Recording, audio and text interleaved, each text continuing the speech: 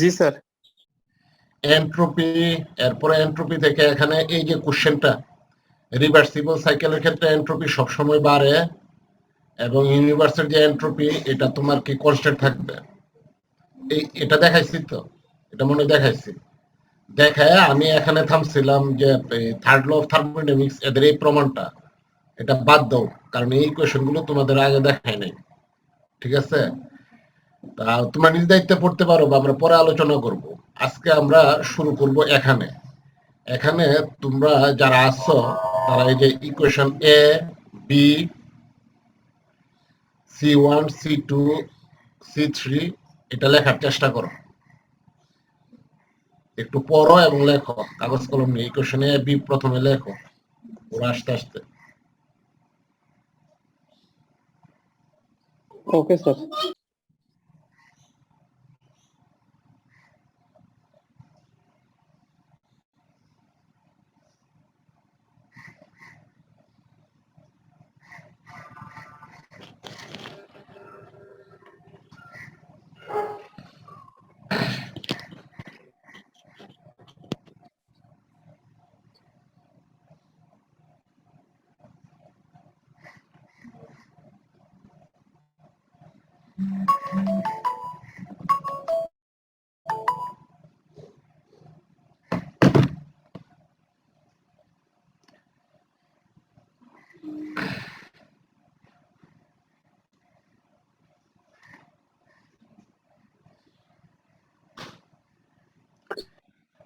C1 C2 এই শেষ পর্যন্ত এখানে যে কোশ্চেন গুলো আছে প্রত্যেকগুলো লাইন বাই লাইন লিখো।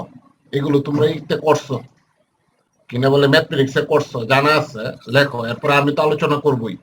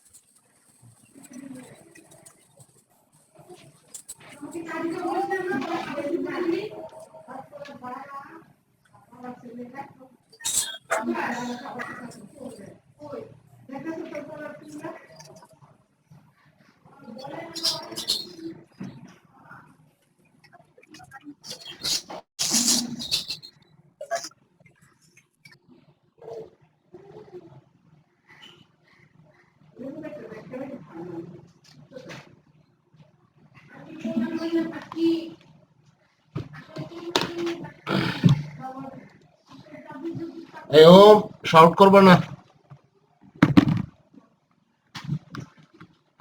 দরজাটা তো বন্ধ করার উপায় নেই।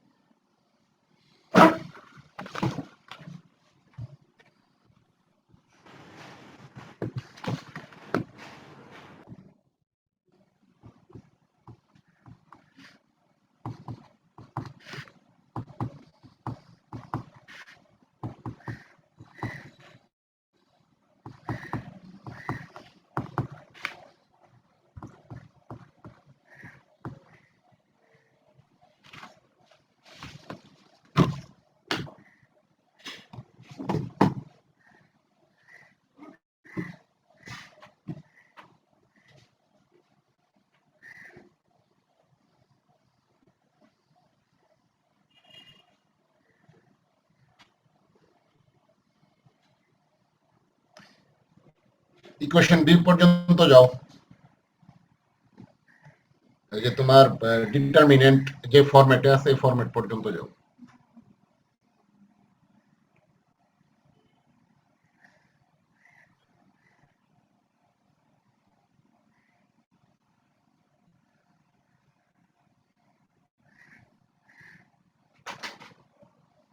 তারপর নিচে এই ডিটারমিনেন্ট পর্যন্ত গেছো? হ্যাঁ স্যার। আচ্ছা, এরপরে একটু অস্পষ্ট, এখানে টি সমান সমান এক্স আর পি সমান সমান ওয়াই, আর এখানে হবে del T over del X Y constant, del T over del Y X constant, del P over del X Y constant Y, del P over del Y X constant. এরপরে দেখো 1 নম্বর ইকুয়েশনটা পাও কিনা, D equation D তে বসায়া।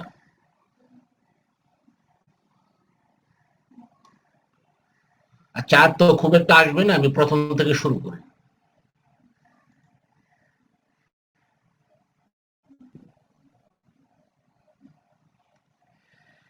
এখানে ম্যাক্সওয়েলের সূত্র আছে, সেই সূত্রগুলো ফার্স্ট এবং সেকেন্ড ল অফ থার্মোডাইনামিক্স থেকে ডিরাইভ করা যায়। এই সূত্রগুলোর উদ্দেশ্য কি? উদ্দেশ্য হলো আমাদের থার্মোডাইনামিক যে ফাংশনগুলো আছে, টেম্পারেচার, এন্ট্রপি, ভলিউম, প্রেসার, এই চারটার সাথে যে কোনো দুইটার মাঝখানের সম্পর্ক আমরা যদি জানি, তাহলে অপর দুইটা রিলেশন কি এটার মানটা আমরা ক্যালকুলেশন করতে পারি। এবং এখানে অ্যাপ্লিকেশনে দেখাবো যে এই ক্যালকুলেশনটা তোমাদের ইন্টারনাল এনার্জি চেঞ্জ অথবা কোনো একটা সিস্টেমের সুপ্ত তাপের পরিমাণ কত সেটা থার্মোডাইনামিক ইকুয়েশন দ্বারা কত আমরা প্রমাণ করতে পারি। তো প্রথমে এখানে 1 এবং 2 নম্বর যে ইকুয়েশনটা লিখিত আছে এটা তোমরা জানো ফার্স্ট ল এবং সেকেন্ড ল অফ থার্মোডাইনামিক্স এর কত ম্যাথমেটিক্যাল স্টেটমেন্ট, যে কোনো একটা সিস্টেমে যদি কিউ পরিমাণ হিট যদি অ্যাবজর্ব হয় তাহলে সে যে মোট কাজের পরিমাণটা হবে কত, পি টিভি ভলিউম। ওই যে ওইখানে একটা আছে, ওই যে হ্যাঁ অল্প একটু আছে, এটা আর বড়াই হয় নাই। আর সেকেন্ড ল অফ থার্মোডাইনামিক্স কি বলতেছে, সেটা হচ্ছে টেম্পারেচার এবং এন্ট্রপি চেঞ্জের গুণফলের সমান। এই ইকুয়েশনটা লিখে দিলাম কারণ এখানে লিখিতভাবে দেওয়া আছে যে তোমার ফার্স্ট ল এবং সেকেন্ড লকে কিভাবে গাণিতিকভাবে লেখা হবে। আগের ইকুয়েশন গুলোতে আমরা ওইভাবে স্টেটমেন্টের সময় আমরা এক্স্যাক্টলি এইভাবে লেখি নাই, তো অ্যাকর্ডিং টু সিচুয়েশন এখানে নোট করে দেওয়া আছে দেখে আমি এটা রাখলাম। আর এই যে কথাগুলো বললাম, প্রেসার, ভলিউম, টেম্পারেচার, এন্ট্রপি, এটা হলো আমাদের ভেরিয়েবল। এই ভেরিয়েবল গুলো এ এবং বি ইকুয়েশন আমাদের ফার্স্ট ল এবং সেকেন্ড ল, এখন এদের মধ্যে আমরা সম্পর্ক বের করব। তো সম্পর্ক বের করার পরে সেকেন্ড ল এর সাহায্যে ডি কিউর পরিমাণটা যদি আমি এই ইকুয়েশনে যদি বসাই দেই, ডি কিউর পরিবর্তে যদি টিডিএস যদি বসাই দেই, তোমরা যারা লিখছো প্রত্যেকেই সি ইকুয়েশনটা পাইছো, ডি ইউ সমান টিডিএস মাইনাস টিডিবি, এবং এই পর্যন্ত কারো কোনো কনফিউশন নাই সি ইকুয়েশনে। এবার আমি এস এবং ভি, এন্ট্রপি এবং ভলিউমকে আমি দুইটা ভেরিয়েবল এক্স এবং ওয়াই এর ফাংশন হিসেবে চিন্তা করলাম। তার মানে এক্স এর মান এবং ওয়াই এর মান যদি পরিবর্তন হয়, আমাদের এস এবং ভলিউম, এন্ট্রপি এবং ভলিউমের মানও তোমার কত পরিবর্তন হবে। তো আমরা পার্শিয়াল ডিফারেন্সিয়েশন নিয়মে ডিএস সমান সমান, তোমরা ম্যাথমেটিক্সে করছো, আমরা পার্শিয়াল ডিফারেন্সিয়েশন ইনএক্সাক্ট ডিফারেন্সিয়েশন যেটা আছে delta S over delta x লিখবো, লেখা কত ডিএক্স দিয়ে মাল্টিপ্লাই করব। যদি কারো এখানে যদি কনফিউশন থাকে তাহলে মনে করবা ডিএক্স ডিএক্স কত কাটা যাইতেছে, আসলে এটা সত্য না। Del S over del Y into কত dy, whatever it is, এই ইকুয়েশনটা মনে রাখা কত সোজা। একইভাবে ডিভি কে আমরা লিখতে পারি del V over del X into কত dx plus del V over del Y into কত ডিওয়াই। তার মানে C1 এবং C2 ইকুয়েশন দুইটা আমরা পেলাম। এ পর্যন্ত সবাই যে লিখছো, এখানে তো লিখতে বা বুঝতে সমস্যা হয় নাই, সমস্যা হয়েছে? C1 এবং C2 লিখতে কি সমস্যা হয়েছে? আচ্ছা, তার মানে তোমার এবার সি ইকুয়েশনে তোমার ডি ইউর পরিবর্তে এখানে ডি ইকুয়েশনে দেখো ডিএস এবং পিডিবি এর মান বসাই দিছো। তার মানে তোমরা সি ইকুয়েশনে ডিএস আর হইছে তোমার ডিভি, এই দুটার মান বসাই দিছো। মান বসাই দেওয়ার পরে ডিএক্স যদি কমন নাও, থার্ড ব্র্যাকেটের term TDS over dx minus P del B over del X আসে। ডিওয়াই যদি কমন নাও, T del S over del Y minus P del B over del Y আসে না?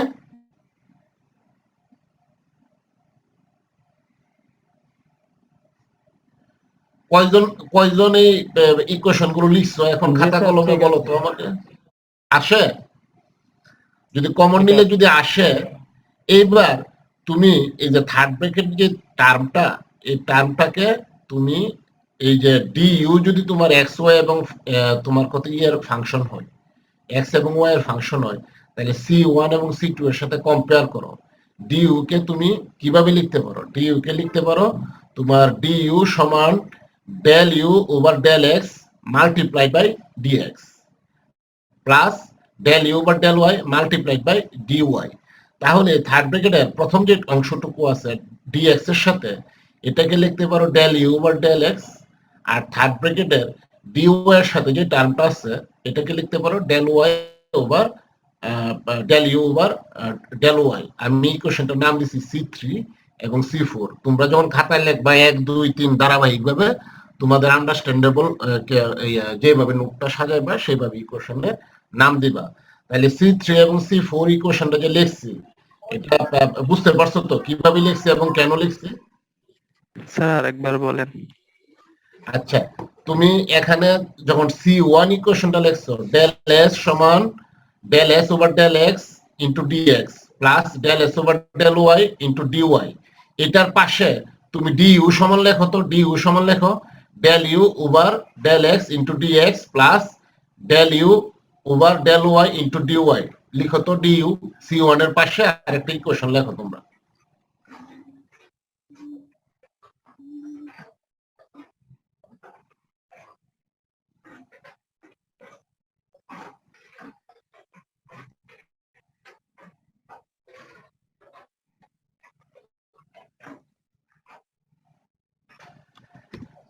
ডিইউ সমান তুমি এরকম del X over del X এরপর multiplied by dx plus del Y over del Y multiplied by dy লিখতে পারো না? C1 এর মতো ডিইউ ইকুয়েশনটাকে এইভাবে লিখতে পারো না? লেখছো? জি স্যার। হ্যালো, তাইলে এইবার এখানকার ইকুয়েশনটার একটা নাম দাও। নাম দিয়ে ডিইউ ইকুয়েশনের সাথে এই এখানকার যে ইকুয়েশনটা আছে সেটা আমাদের কত আছে? কই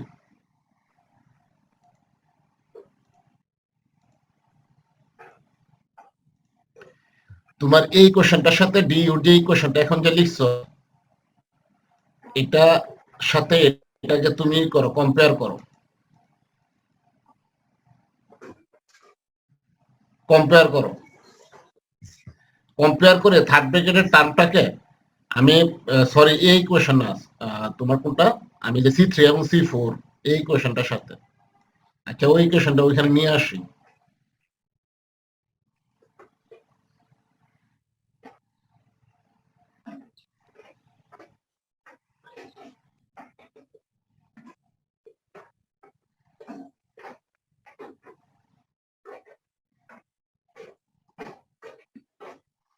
এই যে ডিইউ সমান থার্ড ব্র্যাকেট সমান ডিএক্স প্লাস থার্ড ব্র্যাকেট সমান ডিওয়াই, এটাকে যদি কম্পেয়ার করো তাহলে del U over del X আর del U over del Y এর মানটা C3 এবং C4 ইকুয়েশনটা কিভাবে পাইছো? এটা ক্লিয়ার হয় নাই তোমাদের?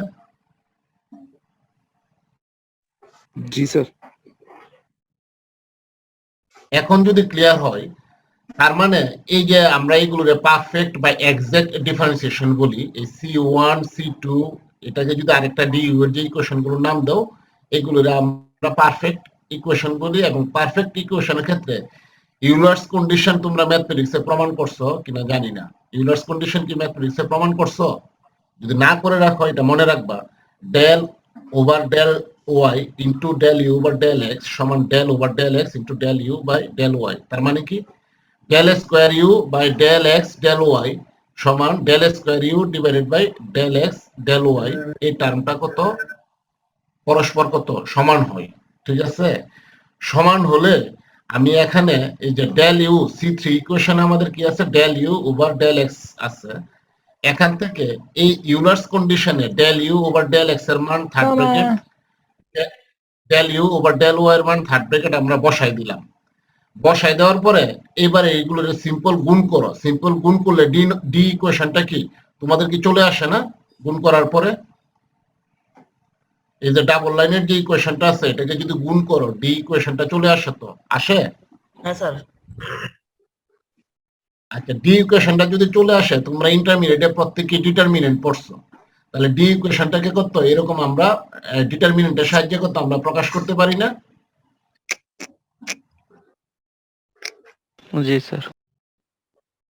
আচ্ছা, এই পর্যন্ত যদি সবাই যদি ম্যাথমেটিক্সটা যদি বুঝে থাকো, এর পরের অংশটুকু কিন্তু সোজা। এর পরের অংশটুকু আমাদের ভেরিয়েবল কয়টা ছিল?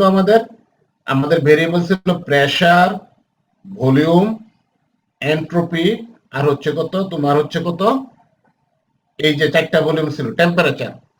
এই চারটা ভলিউমের মধ্যে প্রথমে তুমি টি এবং পি নেও, টি এবং পি নিয়ে টি সমান সমান কত এক্স লিখছো, পি সমান সমান কত ওয়াই লিখছো খাতার মধ্যে?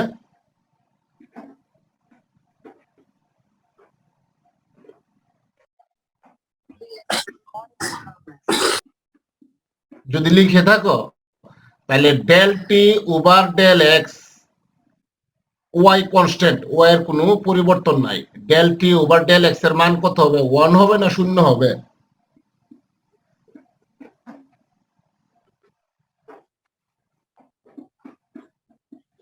বইয়ে লেখা আছে 1, তোমরা এটার সাথে একমত কিনা?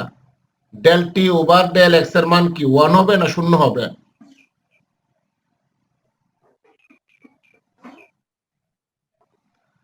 আচ্ছা, তোমাদেরকে অন্যভাবে বলি, del X over del X DD X of কত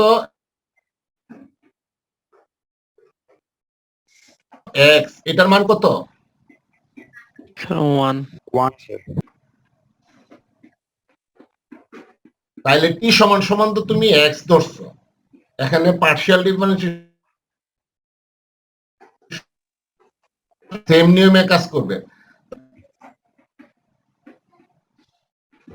জি sir. Dd X of X সমান সমান যদি 1 হয় আর তোমার টি সমান সমান যদি এক্স হয়, তাহলে ডিটি ওভার ডি এক্স এর মান হবে কত? 1। এবার ক্লিয়ার হয়েছে তো? জি তাই স্যার। এখানে পারফেক্ট ডিফারেন্সিয়ালের পরিবর্তে আমরা পার্শিয়াল ডিফারেন্সিয়েশনটা আমরা ব্যবহার করলাম। আচ্ছা, তা এটা হলো 1, তাহলে টি হচ্ছে সমান হচ্ছে কত এক্স, ওয়াই আর একটা ভিন্ন ফাংশন যেটা হচ্ছে প্রেসার। তাহলে ওয়াই এর সাপেক্ষে টি এর যে ডিফারেন্সিয়েশন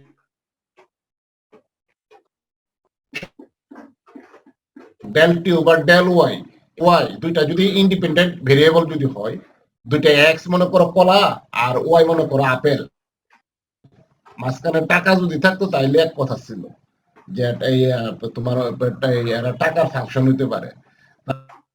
মানে এরকম দুইটা ভিন্ন ভেরিয়েবল যদি হয়, ডিডি এক্স অফ ওয়াই এটার মান কত? 0 হবে না, কারণ ওয়াই এর সাথে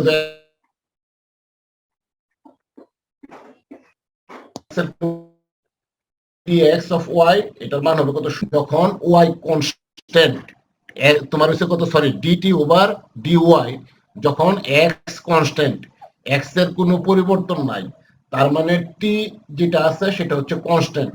সুতরাং এখানে কত del T over del Y সমান সমান কত? 0। এটা হবে না?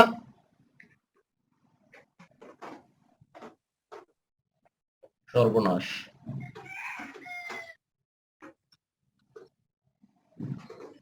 মামা তোমরা D Y by D X এর মান কত হবে? ওয়াই যদি কনস্ট্যান্ট হয় 0 0 স্যার, ঠিক আছে স্যার। তার মানে টি এর মানটা ওয়াই এর সাপেক্ষে এক্স এর সাপেক্ষে, এক্স হচ্ছে কনস্ট্যান্ট, আমি ফার্স্ট ব্র্যাকেটে লিখে দিলাম, তার মানে টেম্পারেচার কনস্ট্যান্ট, তাহলে del T over del Y সমান সমান কত, শূন্য হবে না? শূন্য হলো। একইভাবে del P over del X যখন ওয়াই কনস্ট্যান্ট তখন শূন্য, লিখছো? এটা লেখো। এই যে আগের ইকুয়েশন লিখছো, del P over del X যখন ওয়াই কনস্ট্যান্ট তখন তার মান শূন্য, আবার ডেল পি ওভার ডেল যখন এক্স কনস্ট্যান্ট তখন তার মান হলো কত, 1। লিখছো ইকুয়েশন?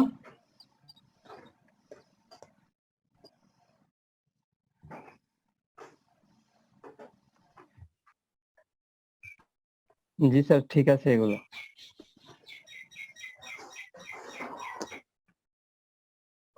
ডেল পি এই ইকুয়েশনের মান তুমি এখানে ডি ইকুয়েশনে বসাই দাও, একটা 1 একটা 0।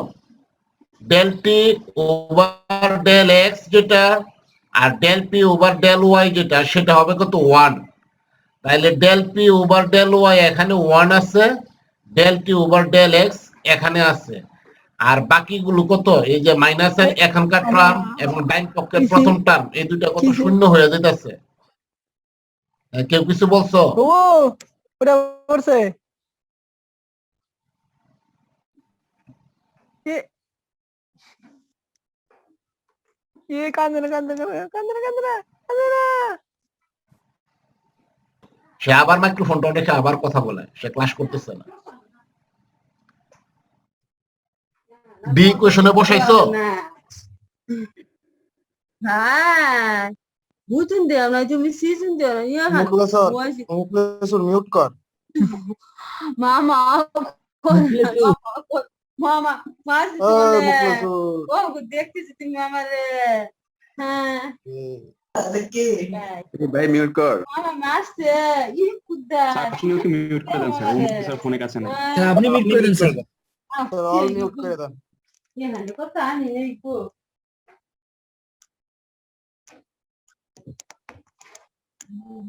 না, অল মিউট করলে এটা রোল নাম্বার কত বলো? ওটার রোল নাম্বার কত? আচ্ছা তোমরা মিউট করছে মুক্তার নাকি এটা? মিউট করছে স্যার মিউট করছে 92 মিউট করে মিউট করা হয়েছে। এখন ডি ইকুয়েশন হলো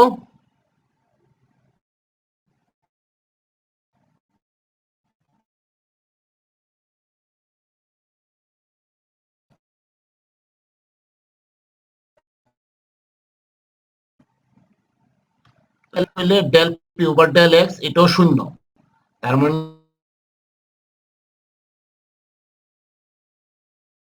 এই আমার শুধু এই তার কেটে যায় মাঝে মাঝে, শুনি না।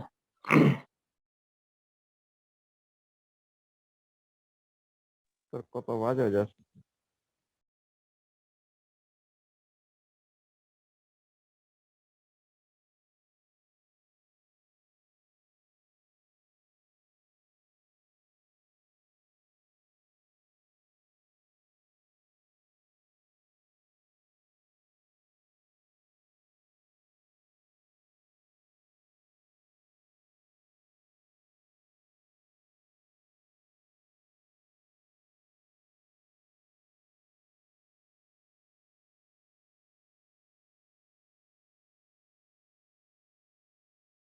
Recording stopped.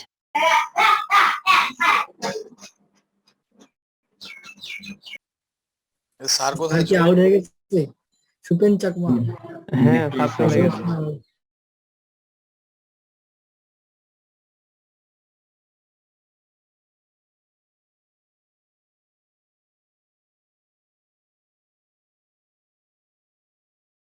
হাই গাইস, কেউ পাত্তাও দেবো না শালা। আসসালামু আলাইকুম আলামিন ভাই। ওয়ালাইকুম আসসালাম ওয়া রাহমাতুল্লাহি ওয়া বারাকাতুহু। নেহাত ভালো মানুষকে সালামের উত্তরটা দিল।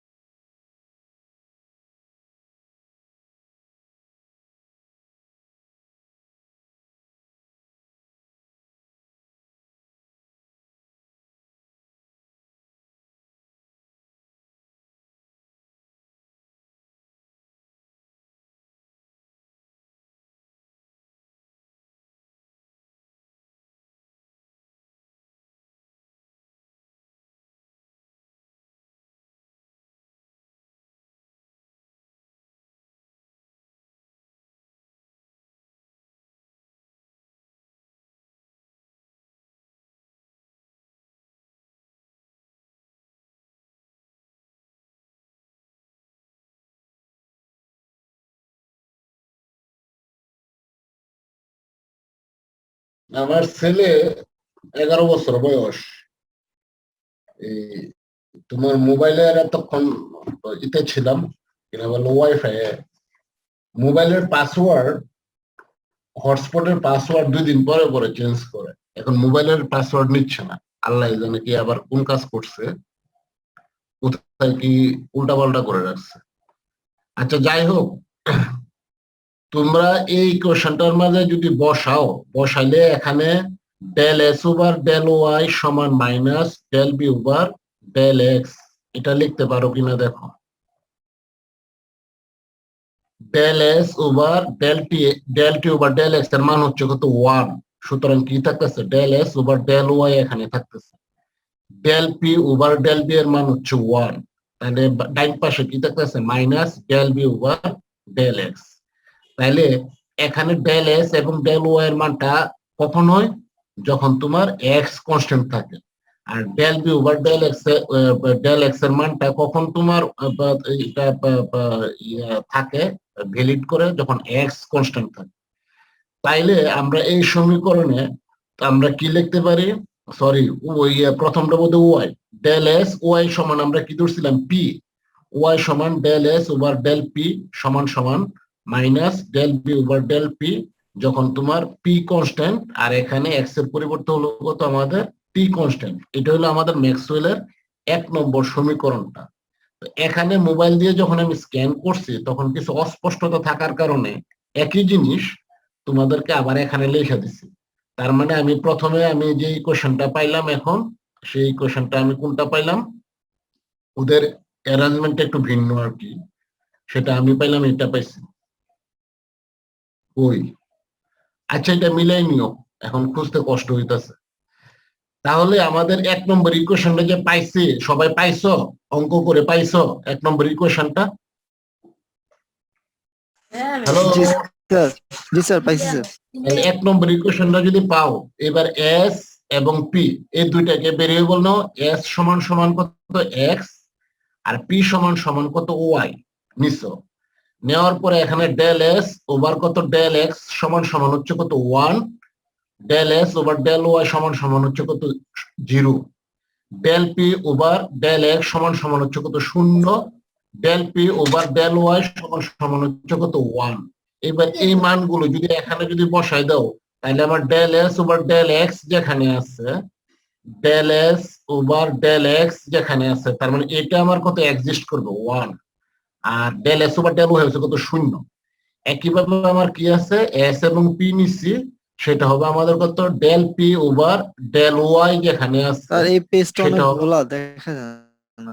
হ্যাঁ এটা দেখা যায় না, এই কারণে বলতেছি লিখতে লিখতে বলতেছি, পাশাপাশি লিখতে বলতেছি del P over del Y. আর এটার আরেকটা সহজ সমাধান হচ্ছে, আমি তোফাজ্জল হোসেনের বই থেকে মোবাইল দিয়ে, আরেকটা ইঞ্জিনিয়ারিং ফিজিক্স বইটা তোমাদের কাছে আছে, ওই বইয়ের ইকুয়েশন গুলো আর নোটেশন গুলো এটার সাথে মিল আছে, সুতরাং এটার সাথে মিলাইয়া তুমি করতে পারবা। এখানে আমার যে জিনিসটা দেখানোর দরকার ছিল সেটা হলো এই ম্যাথমেটিক্স ইকুয়েশন 1 এবং ইকুয়েশন এই যে 2 যেটা কিভাবে আসছে 4 নম্বর এই ডি ইকুয়েশন থেকে, এই জিনিসটা তো তোমরা বুঝতে পারছো। হ্যালো, জি স্যার। এটা যদি বুঝতে পারো তাহলে বাকিগুলো তোমার অঙ্ক করে করে আসবে। 3 নাম্বার রিলেশনে আমি তোমার হচ্ছে কত, আমি তোমার এই যে ভি আর হচ্ছে কত আমার আরেকটা রয়ে গেল কত টি এস ভিপি, সেটাকে আমি কত ধরছি কত এখানে এন, এটা আসলে গোলা পি এবং টি, এই টিটাকে কত আমি কনস্ট্যান্ট ধরছি, পি এবং তোমার দেখছো এটা আমি নিজেই বুঝতেছি না, এটা এন হওয়ার কথা না তো, এখানে এন এর মতো লাগে কেন, টি এস ভিপি। তার মানে আমি এখানে অন্য আরেকটা টার্ম আমি তোমার এখানে ভি নিছি, আর এটা বোধহয় পি হবে, তাই পি হইলে আমি 3 নম্বর রিলেশনটা না পি না, তার মানে তোমার তাহলে এস এন ভি, এর মতোই লাগতেছে দেখতে। কিন্তু এন তো হবে না, জি স্যার, এন তো নাই এখানে, কোনোভাবে সম্ভব না। এন এন তো হবে না, তারা বইটা নিয়ে আসি।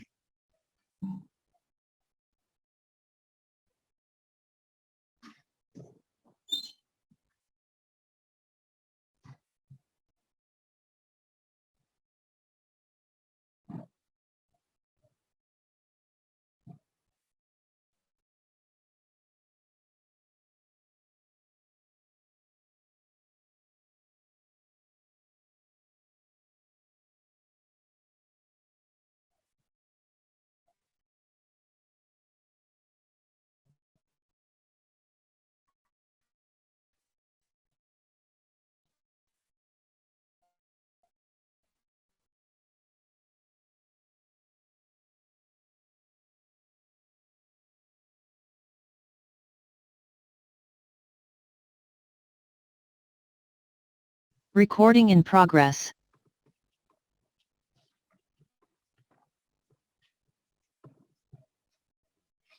3 নাম্বার এটা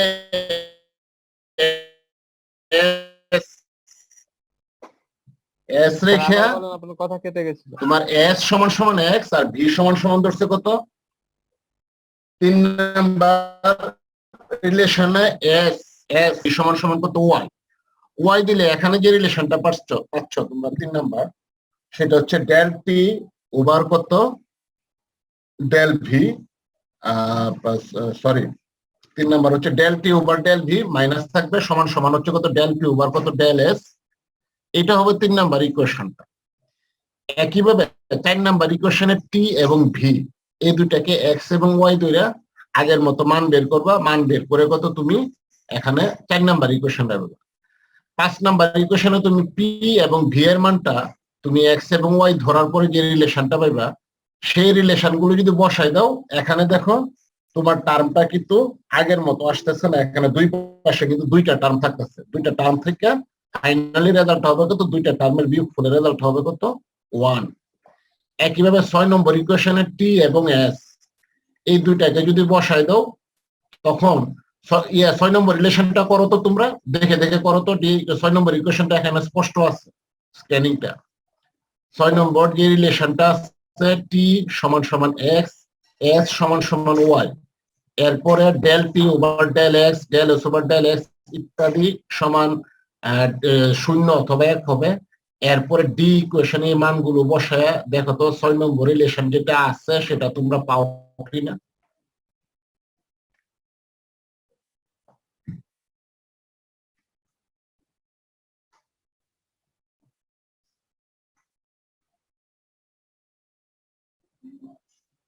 শুরু করছো? স্যার আমরা যতগুলো রিলেশন নিচ্ছি এগুলো দিয়ে কি করবো স্যার? এটা একটা গুরুত্বপূর্ণ প্রশ্ন করছো। ফিজিক্সে যে এতগুলো রিলেশন এবং এতগুলো থিওরি যে পড়তেছো এগুলি দিয়ে কি করো তোমরা, সেটার উত্তরটা দাও। ম্যাথ প্রবলেম সলভ করি স্যার।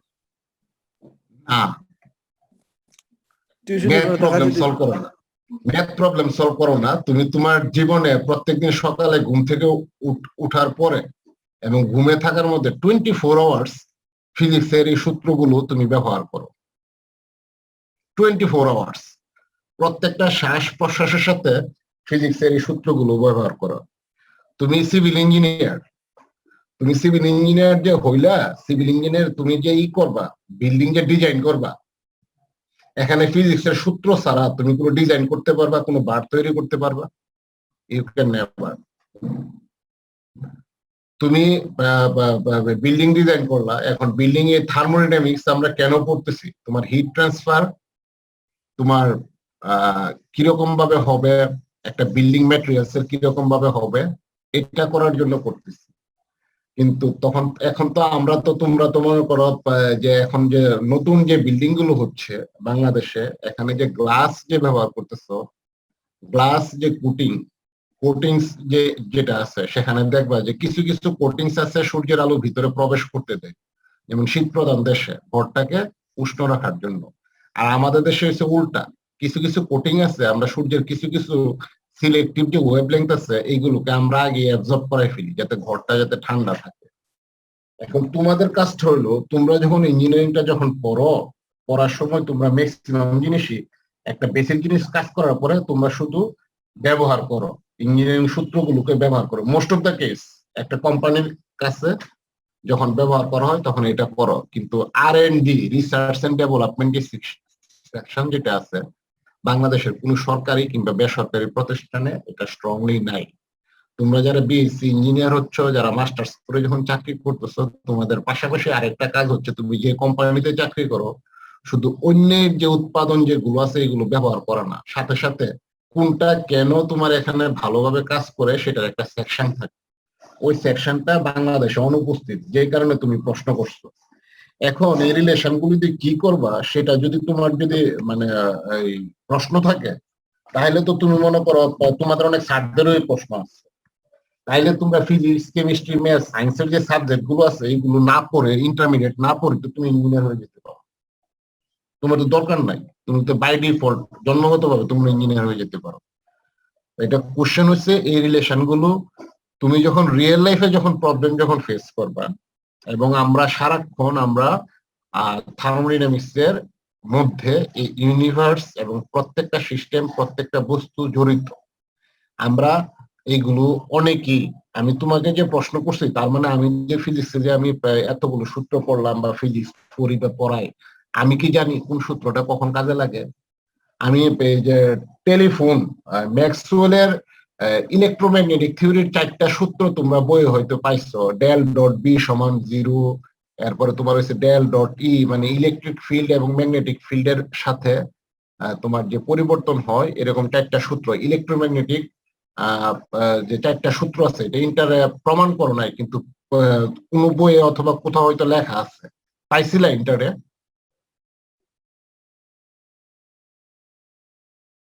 হ্যালো, পাইছি স্যার। ওই 4টা সূত্রের মধ্যে তোমার আমাদের যে আগের যে রেডিও কমিউনিকেশন এবং আমাদের অ্যানালগ পদ্ধতির যে টেলিফোন এবং রাডার কমিউনিকেশন, ওই 4টা সূত্রকে ভিত্তি করে তোমার তৈরি হয়েছে। আমি তোমাদেরকে অনেস্টলি স্পিকিং এই 4টা সূত্র তোমার রেডিও এবং টেলিকমিউনিকেশনে কখন কিভাবে কাজ করে আমি আজ পর্যন্ত আমি বুঝে উঠতে পারি নাই। পাতার পাতা ব্যর্থ করছি কিছু কিছু জায়গায়। এবং বর্তমানে যে আধুনিক যে টেলিকমিউনিকেশন আছে বা আমরা ফাইবার কমিউনিকেশন যেখানে আছে, সেখানে তোমরা জানো আমরা এই যে ইন্টারনেট যে আমরা ইউজ করতেছি, আমরা যে স্যাটেলাইটের মাধ্যমে যে ইউজ করতেছি, ওইখানে ওই ম্যাক্সওয়েলের এই সূত্রগুলো তোমার ব্যবহার করে সিমুলেশন করে এরপরে তোমার কত এই টেকনোলজিটা আবিষ্কার করে। এবং আমি ফিজিক্সে পিএইচডি করার পরও ওই ফিল্ডের ওই যে বেসিক যে নলেজটুকু সূত্রটা আসলে কিভাবে কাজ করে, frankly speaking I don't know. তোমরা যখন ইলেকট্রিসিটিতে ইলেকট্রনিক্সে যখন বা ইলেকট্রিক্যাল ইঞ্জিনিয়ারিং এ তোমাদের যখন কোর্স থাকবে ডিমডুলেশন, তোমার এমপ্লিটিউড মডুলেশন, ফ্রিকোয়েন্সি মডুলেশন, তখন তোমরা কিছু একটা বুঝবা যে তোমাদের এই যে টাওয়ার টু টাওয়ার যে তোমার যে মোবাইলের কানেকশন গুলো যে কিভাবে হয় কিছুটা বুঝবা, কিন্তু ওইটা পড়ার জন্য ইন ডেপথ যে নলেজ সেই নলেজটুকু নাই। তো এটা আমি প্রথম দিন তোমাদেরকে ক্লাসে বুঝে বলছি যে ফিজিক্সে আমরা যে সূত্রগুলো পড়াই, ইন্টারমিডিয়েট ক্লাস যে সূত্রগুলো পড়াই, এই সূত্রগুলো এবং গুলো তোমাদেরকে এই কারণে হয় তোমাদেরকে যাতে একটা রাইট করো এবং সে প্রবলেমটা তোমাকে যদি সলভ করতে হয় সেটা তুমি নিজে করো, নিজের স্বেচ্ছায় করো, অথবা তোমার কর্মের কারণে, চাকরির কারণে, অথবা তোমার আবিষ্কারের নেশায় তুমি বাধ্য হয়ে যদি করো, তখন যাতে তোমার যাতে একদম মানে মনে হয় যে আমি অ আ ক খ কিছুই জানি না। তোমাদের আসলে অ আ ক খ করাই দিচ্ছি এখানে। এবার তোমার প্রশ্ন হলো এই রিলেশন গুলো কোথায় কাজে লাগবে? তুমি যদি আধুনিক কোনো আরামদায়ক কোনো বিল্ডিং যদি বানাইতে চাও তাহলে তোমাকে অবশ্যই এই রিলেশন গুলো জানা থাকবে। কয়েকদিন আগে বাংলাদেশের একটা পত্রিকায় দেখলাম যে আমেরিকার এক দম্পতি, এরা আর্কিটেক্ট প্লাস সিভিল ইঞ্জিনিয়ারিং, এরা রাজস্থানের মরুভূমিতে একটা বিল্ডিং বানাইছে। সেই বিল্ডিং এ তোমার কোনো এয়ার কুলিং কোনো সিস্টেম নাই। ওই বিল্ডিং এ সবাই এখানে করতে পারে। ওইখানে ওনারা সিম্পল ডিজাইন রাখা, বিল্ডিং এর ভিতরে রুম গুলোতে বাইরে যাতে আলো বাতাস যাতে প্রবেশ না করতে পারে, যে কারণে বাইরের দিকে কোনো জানালা নাই, ভিতরের দিকে জানালা রাখছে এবং বিল্ডিংটা একটা বৃত্তাকার সে রোমান কলোকিয়ামের মতো করছে।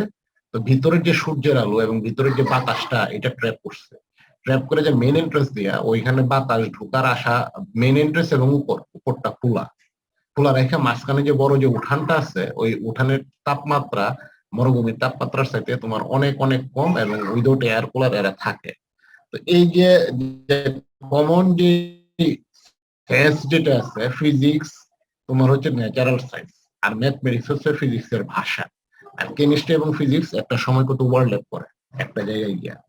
তো সূত্রগুলো তুমি এই কারণে পড়বা যাতে ভবিষ্যতে তুমি যদি তো আমাদের তোমার কিনা স্যার এফ রহমানের মতো যদি সিয়ার্স টাওয়ার অথবা বড় ইঞ্জিনিয়ার যদি হও, তুমি যদি কোনো নগর তৈরি করো, তুমি যদি কোনো নগর সভ্যতার যদি উত্থান করো, তখন যাতে থার্মোডাইনামিক্সের এই জিনিসগুলো যাতে তোমার এবার বলো তোমার যে সহজ উত্তরটা সেই সহজ উত্তরটা আমি সহজ ভাবে দেই। এই রিলেশন গুলো কেন করো? এই রিলেশন গুলো সহজ উত্তরটা হলো দুইটা কারণে। প্রথম যেটা তুমি দিচ্ছ সেটা হচ্ছে পরীক্ষায় পাশ করার জন্য, এই সূত্রগুলো দিয়ে ম্যাথ করার জন্য। আর দ্বিতীয় উত্তর যেটা, এটা একটু কঠিন। যখন তোমার বোঝার ক্ষমতা হবে যে সূত্রগুলো কোথায় কখন ব্যবহার করো, তখন যাতে সূত্রগুলোর জন্য নতুন করে যাতে আবার 19 থেকে যাতে তোমাকে যাতে পড়তে না হয়, এই কারণে তোমাদের কারিকুলামে এই জিনিসগুলো রাখা হয়। আচ্ছা, অনেক কথা বললাম, এবার বলো তুমি 6 নম্বর ইকুয়েশনের ডিরাইভ করছো কিনা? করছো? তোমরা করছো?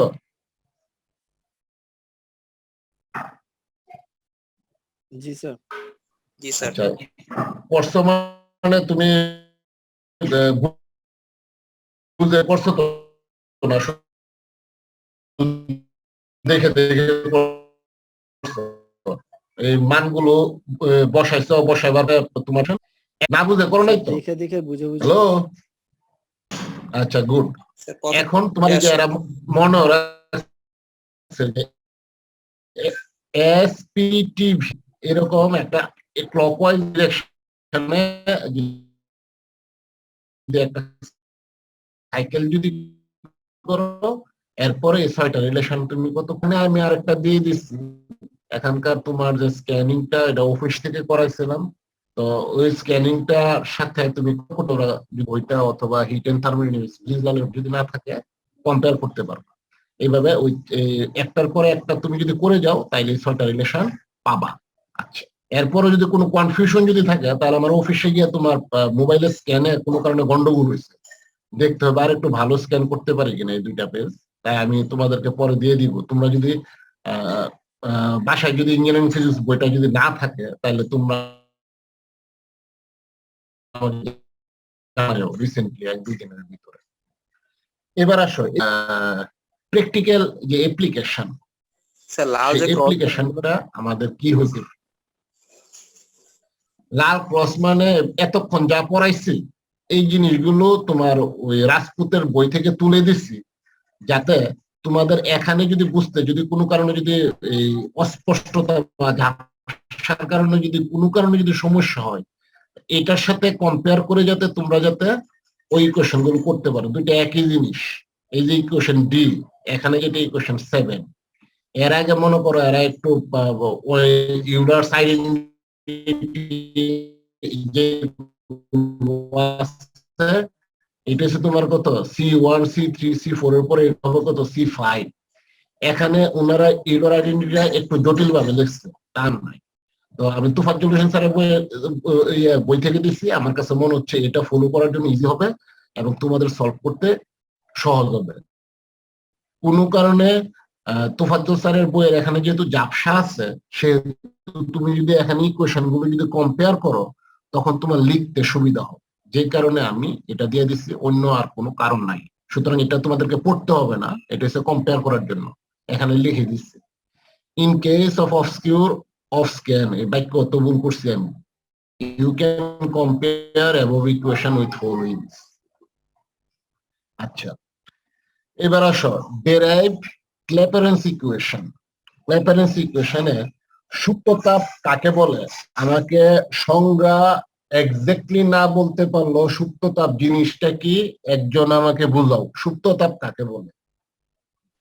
তাপমাত্রার পরিবর্তন হয় না, পদার্থের অবস্থার পরিবর্তন হয় স্যার। গুড, এটা হচ্ছে সংজ্ঞাটা তুমি সঠিক দিচ্ছ, অর্ধেক সঠিক দিচ্ছ, কিন্তু অন্যদেরকে প্রশ্ন করছি। তোমরা যদি শিক্ষকতা করো অথবা যদি ছাত্র হও, ও যে বলছে সুপ্ত তাপ কাকে বলে, ওর সংজ্ঞায় কি তোমরা কি কনভিন্স কিনা? হ্যাঁ বা না বলো। সংজ্ঞা হইছে? স্যার আমি একটু অন্যভাবে বলবো। আচ্ছা বলো। কোন একটা বস্তু তার একটা অবস্থা থেকে অন্য অবস্থায় রূপান্তরের জন্য যে পরিমাণ তাপ শক্তি গ্রহণ করে সেটাকে সুপ্ত তাপ বলছি। রাইট। ও যেটা মিস করছে সেটা প্রথমে ওর কথাটা বাক্যটা যদি আমি যদি এক্স্যাক্টলি মনে আছে, আমি কিনা জানি না, আমি ট্রাই করতেছি। ও বলছে তাপমাত্রার পরিবর্তন না ঘটিয়ে কোন বস্তুর অবস্থান পরিবর্তন হওয়ার ক্ষেত্রে যেই পরিমাণ তাপ লাগে সেটাকে ও বলতে মিস করছে। আমি যদি মেমোরি যদি লস না করি আর, তার মানে এখানে তোমরা দুইজনের সংজ্ঞাটা তোমরা সঠিক জায়গায় টাচ করছো, এবার উদাহরণের সাহায্যে আগে আগে কে বলছিল বলো তো বাবা, তুমি উদাহরণের সাহায্যে আমাকে একটু ব্যাখ্যা করো সূত্রটা প্রথমে যে বলছিলে নাকি ডিসকানেক্ট হয়ে গেছে নাকি?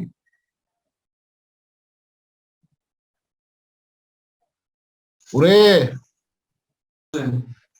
হ্যালো হ্যাঁ, উদাহরণের সাহায্যে একটু বলো সুপ্ততাপটা তুমি কিভাবে বুঝলো? স্যার 0 ডিগ্রি বরফ থেকে 0 ডিগ্রি পানিতে রূপান্তর হয়।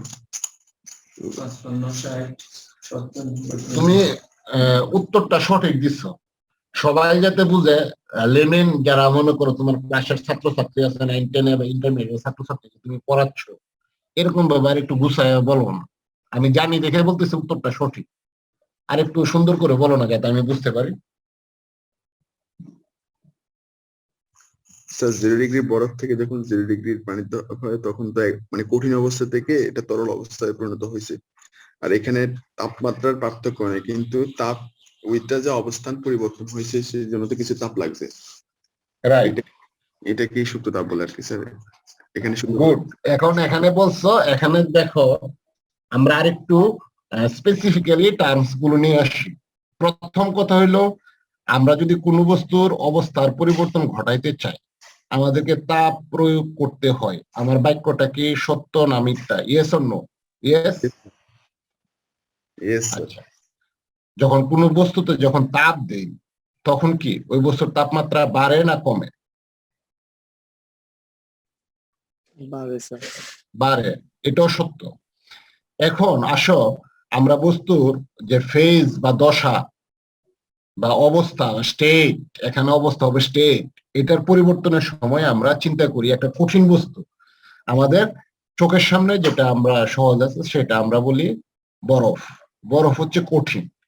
তাইলে বরফকে তুমি যদি হিট করো, এমনিতে আমরা সবাই জানি যে বরফ যদি ঘরে রেখে দেয় সেটা গলে। এটা আমরা এই কনসেপ্ট থেকে এই মুহূর্তে আমরা ওইটা মাথা থেকে বের করে ফেলি।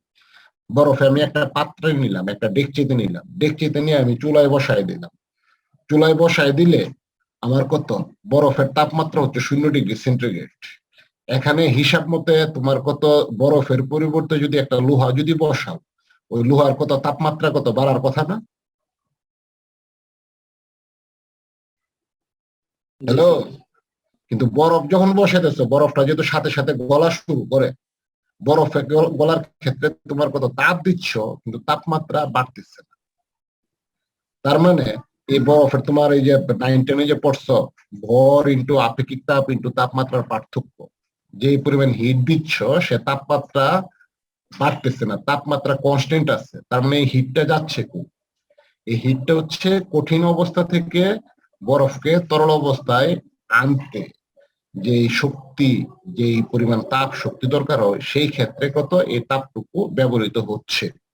যেহেতু কোন বস্তুর তাপ যদি বৃদ্ধি বা হ্রাস পায়, এটা ইন্ডিকেশন হইলো আমাদের তাপমাত্রার হ্রাস বৃদ্ধি।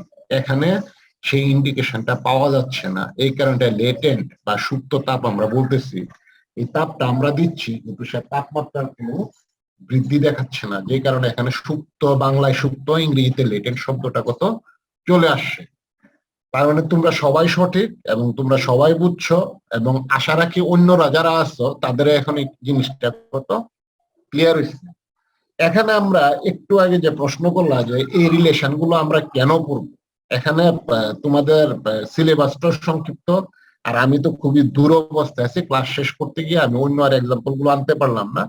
এখানে একটা উদাহরণ দিলাম, এই যে ম্যাক্সওয়েলের যে রিলেশন যে আছে তাপমাত্রার সাথে প্রেসারের যে পরিবর্তন, সেই পরিবর্তনটুকু দিয়ে যদি আমি একটা গ্রাফ আঁকি, তার মানে তুমি কোনো একটা সিস্টেমে তাপমাত্রার পরিবর্তন করতেছো, সেটার সাথে সাথে প্রেসারের যে পরিবর্তন সেটা তুমি নির্ণয় করতে পারতেছো। তখন তুমি এখানে ওই সিস্টেমের যদি ভলিউমের পরিবর্তনটুকু যদি তোমার যদি নির্ণয় করার যদি অ্যাপারেটাস যদি থাকে এবং তাপমাত্রাটা যদি জানা থাকে, তখন তুমি এই ক্ল্যাপারেন্টস বা ম্যাক্সওয়েলের ইকুয়েশন গুলো ব্যবহার করে যে ক্ল্যাপারেন্স যে ইকুয়েশন ডিরাইভ করছে ওইটা দিয়ে তুমি ওই বস্তুর সুপ্ত তাপ এক অবস্থা থেকে অন্য অবস্থায় রূপান্তরিত হইতে সুপ্ত তাপ কতটুকু দরকার সেটা তুমি বের করতে পারো। এবং এখানে একটা প্রবলেমও দেওয়া আছে। তাইলে আমি প্রথমে ম্যাক্সওয়েলের থার্মোডাইনামিক রিলেশন প্রথম যেটা আমরা ডিরাইভ করছি del S over del V, এখানে স্মল ভি ভলিউমটা, টেম্পারেচার কনস্ট্যান্ট, এবং del P over del T এখানে হচ্ছে কত ভলিউম কনস্ট্যান্ট। নিলাম এটা, নেওয়ার পরে এবার খাতা কলম নাও, উভয় পক্ষকে তুমি টি দিয়ে গুণ করছো।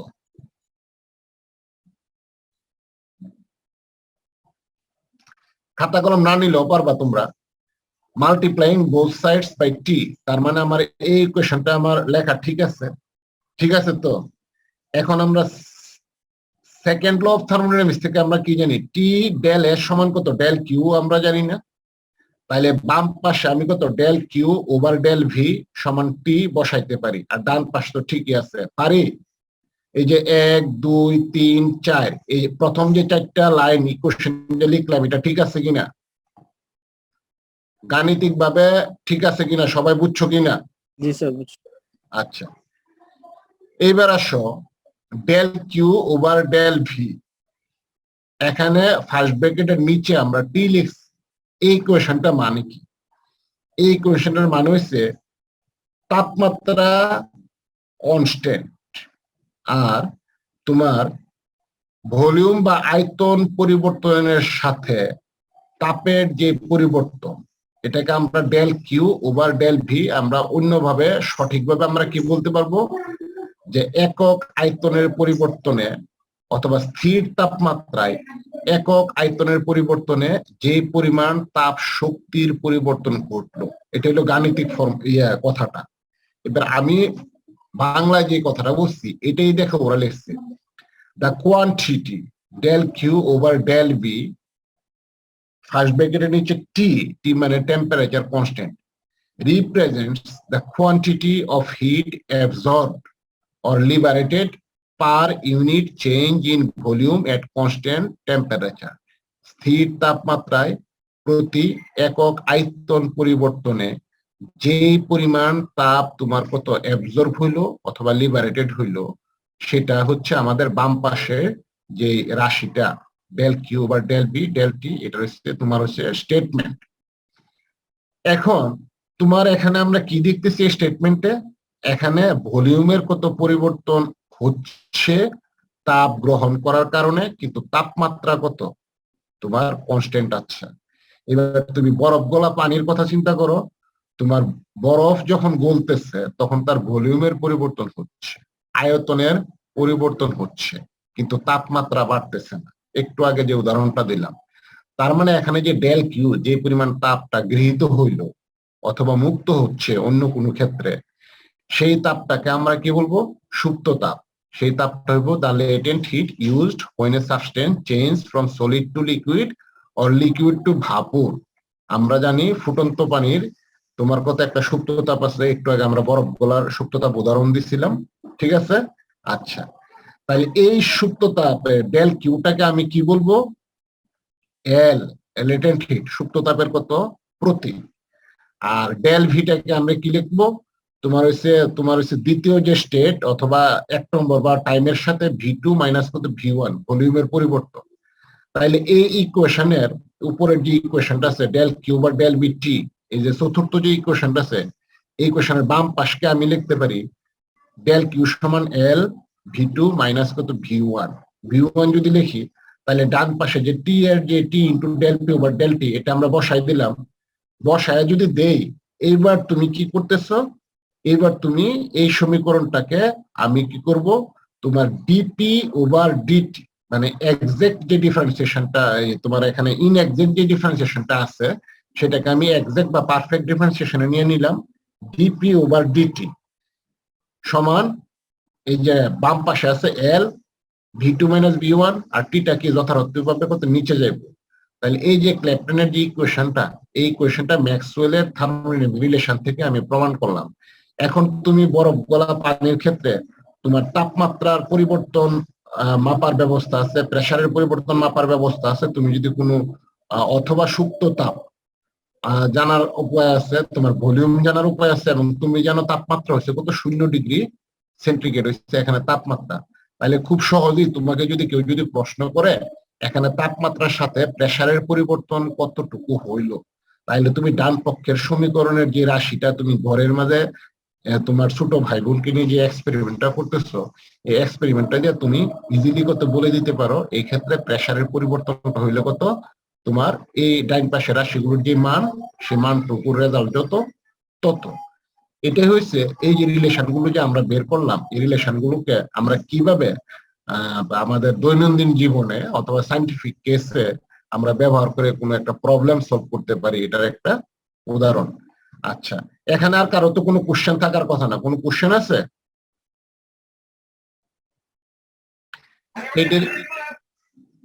এই ডেরিভেশন আমরা যে ডিরাইভ করলাম, এখানে কারো কোনো কোশ্চেন আছে?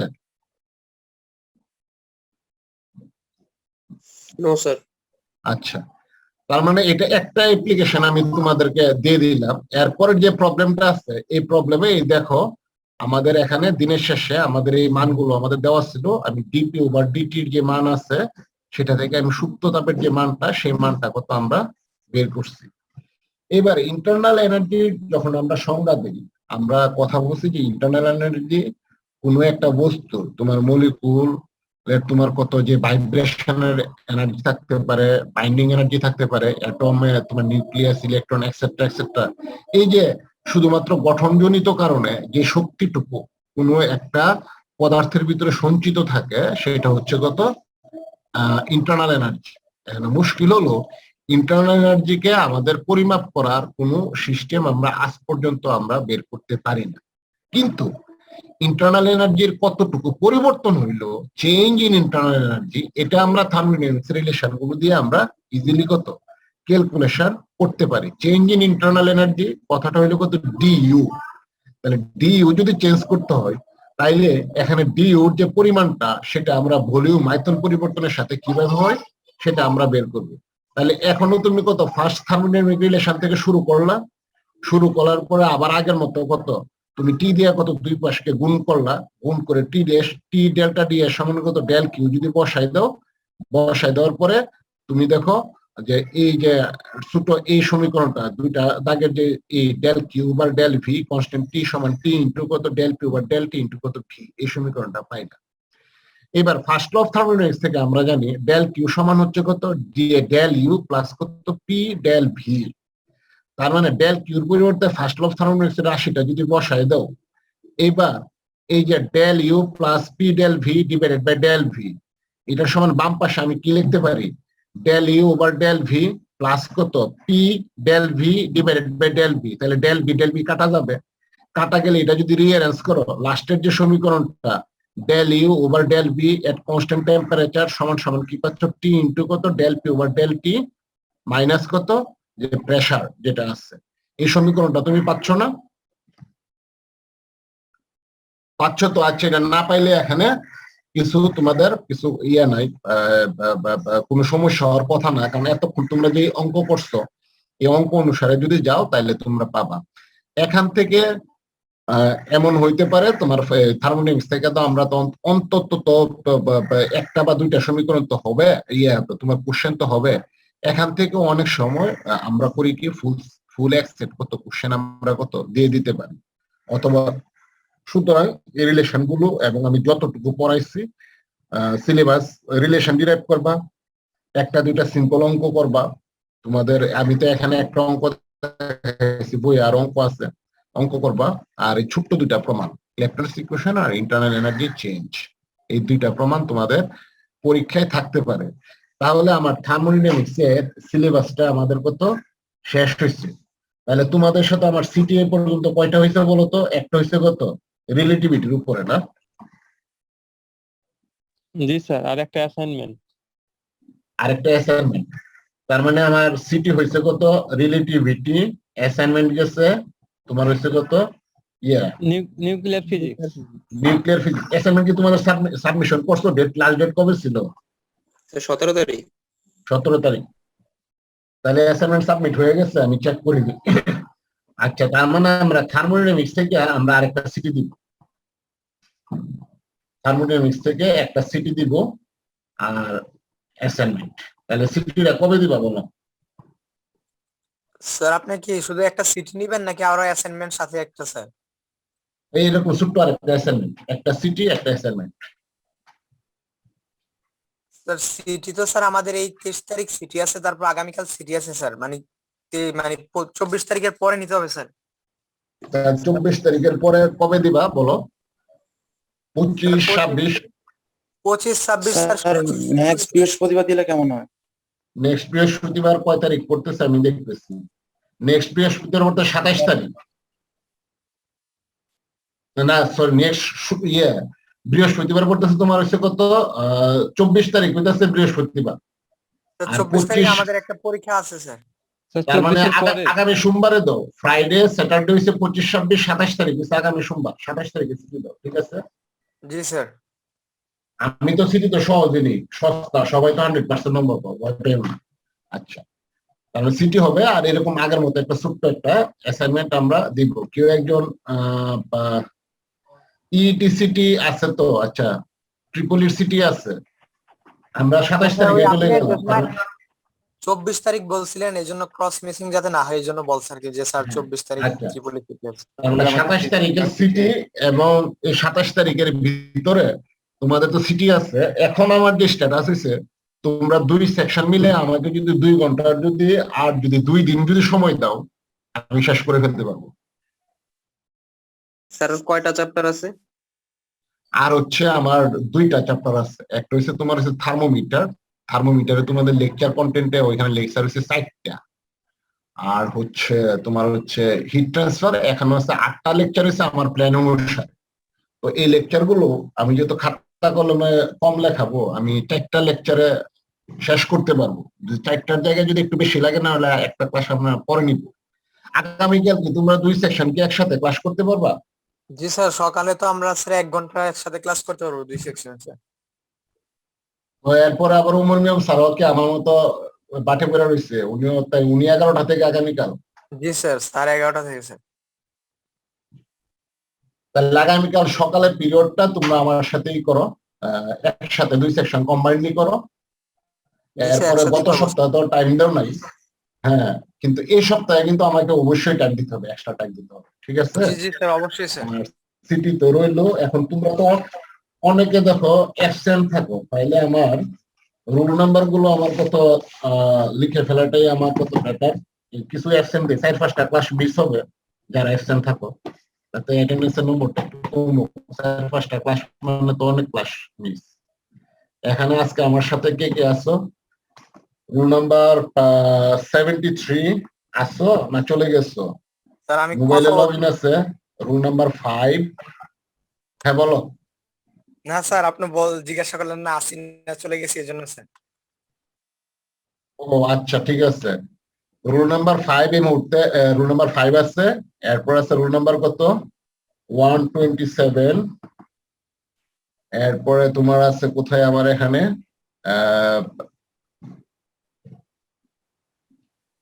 এই তোমরা তো নোটতেছো, দেখা যায়।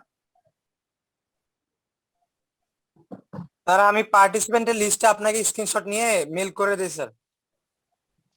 আচ্ছা, আমি এখানে আমার এখানে স্ক্রিনশটটা নিতে পারতেছি না কেন? তোমার মোবাইল থেকে পারো, ল্যাপটপ থেকে আমি স্ক্রিনশটের অপশন খুঁজতেছি। আছে স্যার, দেখেন। অপশন ল্যাপটপে কোথাও থাকার কথা, এই যে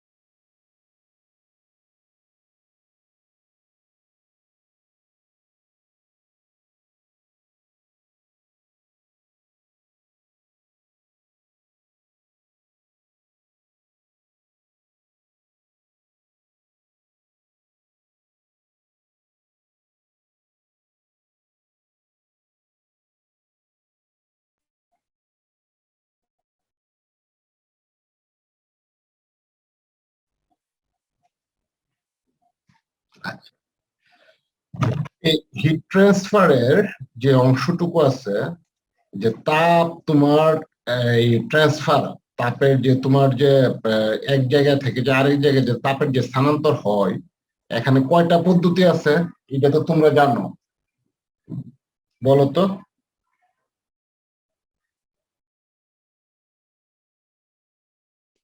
কোশ্চেনটা আবার কোন স্যার?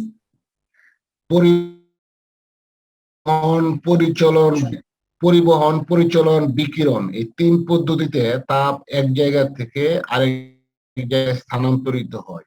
এটা পড়ে আসতেছে না 9-10 থেকে? জি স্যার। হ্যালো, তাহলে পরিবহন কাকে বলে?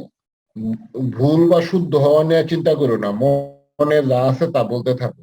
পরিবহন, তাপের পরিবহন কাকে বলে বা বলতে কি বুঝো? কারণ কমন সেন্সে আমরা জানি জিনিসটা, মনে আছে। কিছুই মনে নাই, কারোই মনে নাই? আর জড় পদার্থের মাধ্যমে যে তাপের পরিবহন হয় সেটাই তো মনে হয়।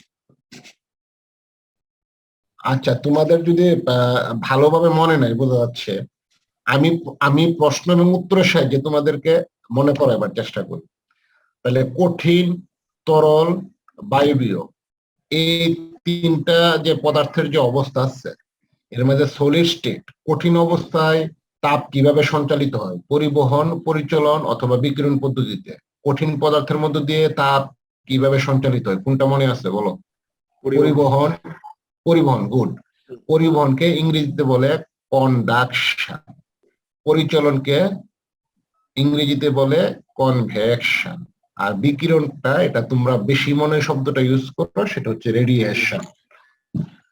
তো কঠিন পদার্থের মধ্যে তাপ যখন সঞ্চালিত হয়, তোমরা ছোটবেলা থেকে হয়তো 6-7 থেকে তোমরা এটা পড়ে আসতেছো, একটা যে কোনো একটা কঠিন পদার্থ যেমন লোহার এক প্রান্তে তুমি যদি তুমি তাপ দাও একটা মোমবাতি দিয়া, অপর প্রান্তে কিছুক্ষণ পরে কত তুমি গরম অনুভব করো না? স্পন্দনের মাধ্যমে স্যার, অণু পার্শ্ববর্তী অণুকে তাপ দেয়।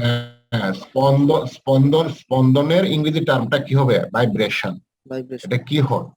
তখন তুমি যেটা এই হাই স্কুল থেকে পড়ে আসতেছো, যে কঠিন পদার্থের মলিকুল গুলো একটা আরেকটার সাথে কত দৃঢ়ভাবে সঞ্চালিত থাকে। তো যখন তুমি তাপ দিলা, তখন মলিকুল কি তার নিজের জায়গা থেকে কত কাঁপতে থাকে, যে কম্পনটা আসে তার প্রতিবেশী অণুকে কত সাপ্লাই দিয়ে দেয়, সে তার প্রতিবেশী অণুকে সাপ্লাই দিয়ে দেয়। এইভাবে খুব দ্রুতই অণুগুলো যখন ভাইব্রেট করা শুরু করে, তার মানে যে কোনো একটা মোশন হইলেই তোমরা জানো এখানে শক্তির কত পরিবর্তন ঘটে। এখানে শক্তির পরিবর্তনটা কি তাপ শক্তির পরিবর্তন হিসেবে আসে, এবং আমরা কঠিন পদার্থের অপর প্রান্তে আমি কত উষ্ণতা অনুভব করতেছি, তার মানে তাপমাত্রার পরিবর্তন ঘটলো। আর যে কোনো বস্তুর তাপমাত্রার পরিবর্তনের সময় তোমার কত গৃহীত তাপ বা বর্জিত তাপের তোমার ক্যালোরিমেট্রিক অনুসারে ফর্মুলা কত ভর ইনটু আপেক্ষিক তাপ ইনটু তাপমাত্রার পার্থক্য। মনে পড়ছে? আমি যে কথাগুলো বলছি এই কথাগুলো তোমরা হাই স্কুলে পড়ছো না? মনে পড়ছে তো? জি স্যার।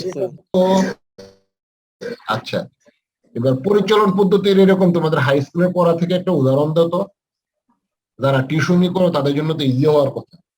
পরিচালন পদ্ধতির এরকম একটা উদাহরণ দাও তো। পানি গরম করার সমস্যা। হ্যাঁ, পানি গরম করা, তার মানে কি হচ্ছে এখানে কনভেকশনটা কিভাবে হচ্ছে, যে নিচের গরম অণুগুলো কত উপরে উঠতেছে, উপরের ঠান্ডা অণুগুলো কত নিচে আসতেছে, এইভাবে একটা সাইক্লিক অর্ডারে একটা কারেন্ট বা স্রোত কত তরলের অভ্যন্তরে কত চলে, এবং একটা সময় সমস্ত অণুগুলো যখন সেম তাপমাত্রায় আসে তখন এই সাইকেলটা বন্ধ হয়। এরপরে কত তরল বা পানি আমাদের কি আস্তে আস্তে কত তোমার সুপ্ত তাপে থেকে কত বাষ্প হওয়া শুরু করে। This is fine. আর রেডিয়েশন বা বিকিরণ পদ্ধতিতে তাপের সঞ্চালন কি, তোমরা গ্রামের বাড়িতে অথবা চুলার ধারে শহরে যখন থাকো, অথবা কোন একটা উত্তপ্ত বস্তু আশেপাশে যখন থাকো, তখন আমাদের এরকম তোমার কত কোন প্রকার অণু বা মলিকুলের ভাইব্রেশন বা চলাচল ব্যতীত এক স্থান থেকে অন্য স্থানে যে তাপ সঞ্চালিত হয় সেটাকে আমরা বিকিরণ বলি। এবং তোমরা জানো সূর্য থেকে আমরা কত বিকিরণ পদ্ধতিতে কত তাপ শক্তি আমরা পেয়ে থাকি। তাহলে এই বেসিকটুকু তোমাদের কিন্তু হাই স্কুল থেকে জানা। তাইলে আমরা এখানে কোনটা পড়বো? এখানে আমরা পড়বো কঠিন পদার্থের মধ্য দিয়ে তাপ যখন পরিবাহিত হয় তখন তার যে কন্ডাক্টিভিটি বা পরিবাহকত্ব এই সংজ্ঞাটা তুমি বলে, এবং সেটা আসলে ফুরিয়ার নামক একজন বিজ্ঞানীর দ্বারা তৈরি। এবং হিট কন্ডাকশনের কারণে তোমার কঠিন পদার্থ তোমার যেই জায়গায় তোমার তাপটা দিচ্ছ অথবা হিট সোর্সটা যে জায়গায় আছে সেখান থেকে যত দূরে যাইবা দূরত্বের অনুসারে তুমি কিভাবে তাপটা তুমি পরিমাপ করবা, সেটা আমরা তোমার কত one dimensional steady state heat flow এর যে ইকুয়েশন, সেই ইকুয়েশনটা ডিরাইভ করে আমরা বোঝার চেষ্টা করব। এরপরে আমরা এই যে তোমার যে তাপের সুপরিবাহী, কুপরিবাহী, অপরিবাহী এই তিনটা শব্দ কিন্তু important. Good conductor, bad conductor, insulator, অপরিবাহী। তোমার গুড কন্ডাক্টর কোনটা? যেটা দিয়ে তোমার কত তাপ সহজেই কত এক জায়গা থেকে আরেক জায়গায় স্থানান্তরিত হবে। আর ব্যাড কন্ডাক্টরটা কি?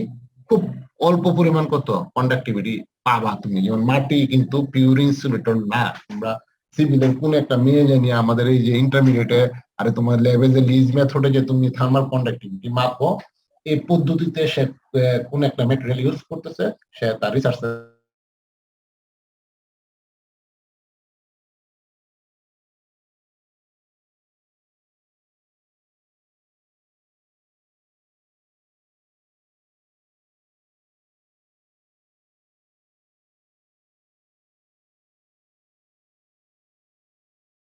Recording stopped.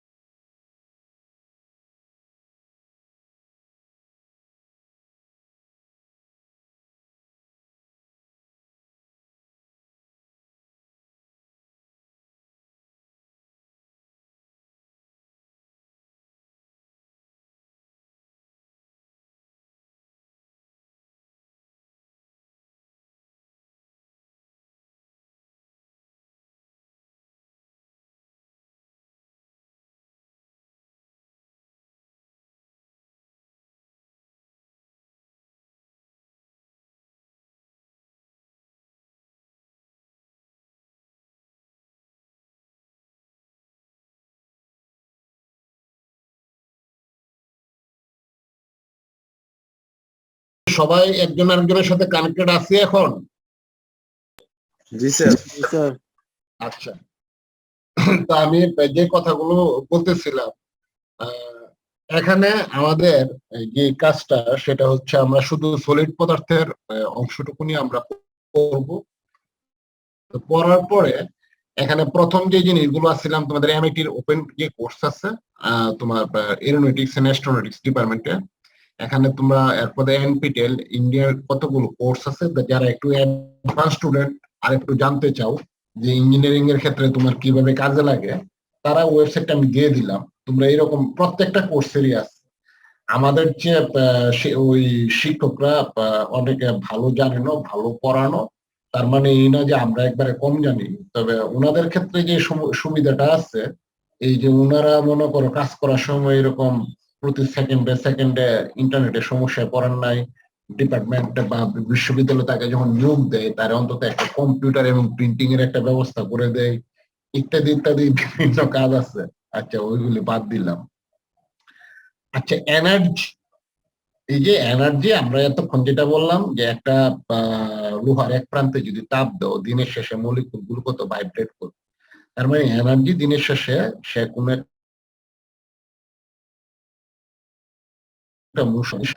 যখন গতি না থাকে তখন বলি কত পটেনশিয়াল এনার্জি। তাহলে এনার্জি বিভিন্ন ধরনের হইতে পারে, মেকানিক্যাল হইতে পারে, থার্মাল হইতে পারে, কেমিক্যাল হইতে পারে, রেডিয়েন্ট হইতে পারে, অ্যাটমিক হইতে পারে। থার্মাল এনার্জিটা হইলো যেটা তোমার তাপ থেকে কত উৎপন্ন, এনার্জি ডিরাইভ ফ্রম হিট। এখন হোয়াট ইজ হিট ট্রান্সফার?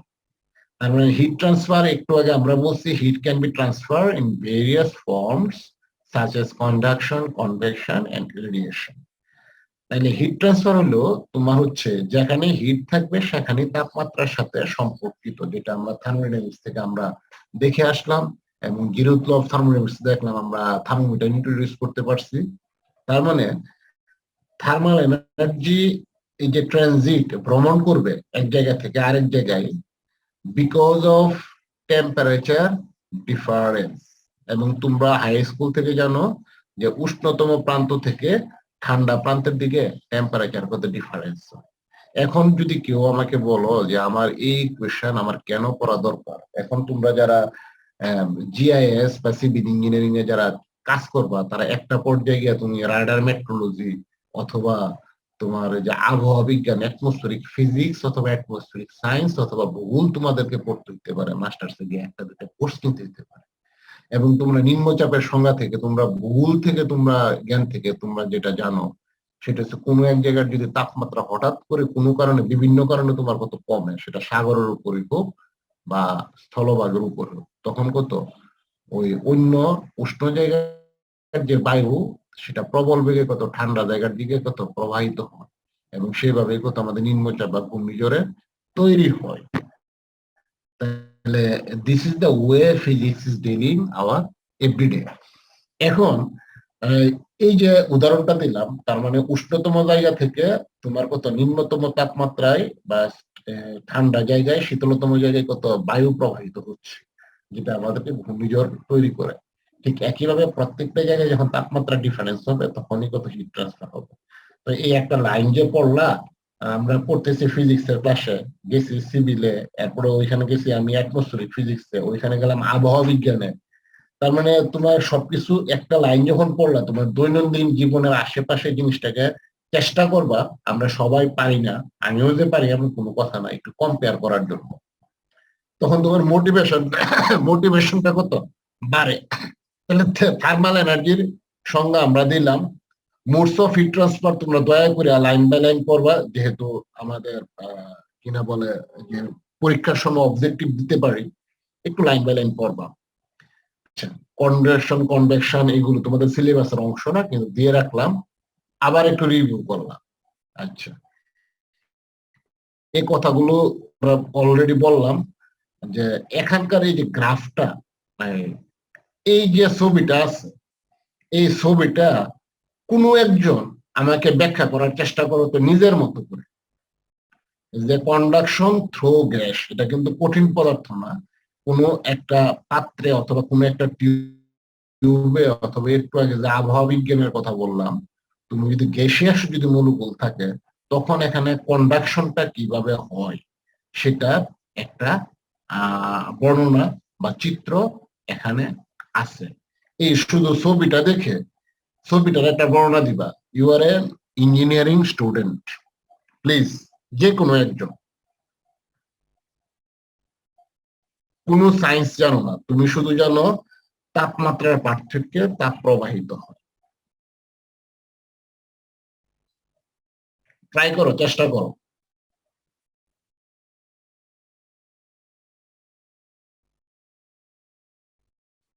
এই আসো নাকি না সবাই চলে গেছো? ওদের মধ্যে কলিশন হয় স্যার। এখানে উপরে একটা ছবি আছে, নিচে একটা গ্রাফ আছে। আমার সাথে এতদিন ফিজিক্স কোর্স করতেছ, তোমাদের মাঝে মাঝে আমি এই ধরনের অদ্ভুত প্রশ্ন করি যেটা তোমাদের পরীক্ষায় আসে না। একটু চেষ্টা করো, এইভাবে বললে হবে না, সুন্দর করে ছবিটা ব্যাখ্যা করো।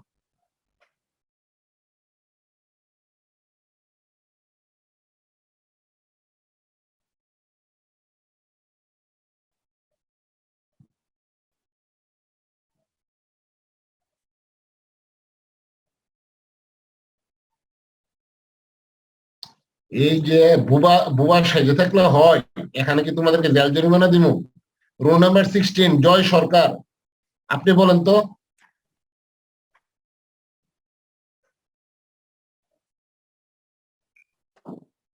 জয় সরকার, আপনি কি কবিতা লেখেন? আপনি ঘুমাইতে চলে গেছেন? স্যার আসি স্যার। তাইলে বলো, নিজের মতো করে বলতে থাকো, ভুল কি শুদ্ধ এটা চিন্তা করা কোনো দরকার নাই, বলতে থাকো। স্যার পারতেছি না স্যার, এটা পারতেছো না? কেন পারতেছো না? এখানে তুমি আমাকে বলো, দুই প্রান্তের উপরের ছবির দুই প্রান্তের তাপমাত্রা গুলোর সিম্বল বা নাম আমরা কি কি দিয়ে ডিনোট করছি বলো। Sir T1 sir. বাম পাশের তাপমাত্রা, ডাইন পাশের তাপমাত্রা কত? ডান পাশে স্যার T2 T2 এখানে T1 বড় না T2 বড়? স্যার T1 বড় তার মানে ডাইন পাশটা ঠান্ডা না বাম পাশটা ঠান্ডা? স্যার বাম পাশটা স্যার গরম বেশি বাম পাশটা গরম। তাহলে বাম পাশের এই গ্যাসের যে মলিকুল গুলো আছে এইগুলো দৌড়াদৌড়ি করবো, দৌড়াদৌড়ি করে তার তো বাম পাশে তো আর যাওয়ার জায়গা নাই, তাহলে দৌড়াদৌড়ি করে তার যেহেতু শক্তি বেশি, গায়ে শক্তি বেশি, তার প্রতিবেশী যেগুলো দুর্বল যেগুলো ঠান্ডা এগুলোরে গুতাইব, তাহলে সে সভাপতির মাঝখানে কত গুতাইতেছে। তার মানে এই সিম্বলে তুমি আমাকে বলো এই যে ছবিটা যে ড্র করছে এই ড্রয়ে শীতলতম মলিকুল গুলোকে কোন কালার দ্বারা চিহ্নিত করা হয়েছে, উষ্ণতম মলিকুল গুলো কোন কালার দ্বারা চিহ্নিত করা হয়েছে? স্যার উষ্ণতম গুলোকে স্যার লাল কালার আর শীতলতম গুলোকে স্যার বেগুনি বেগুনি অথবা নীল যাই বলো না কেন, আমরা অনেকে কালার ব্লাইন্ড থাকতে পারি, আমি বলি এটা নীল তুমি বলছো বেগুনি, যাই হোক আবার মোবাইলের স্ক্রিনও ডিফারেন্ট হতে পারে। আর মাঝখানে যে মলিগুলো একটু বেশি উত্তপ্ত এগুলো দেখে একটু বেশি ডার্ক, যেগুলো একটু কম উত্তপ্ত এগুলো হলুদ, যেগুলো আরো একটু কম উত্তপ্ত এগুলো গ্রিন। তাইলে তুমি যে বললা যে পারি না, এখন কি তুমি পারছো?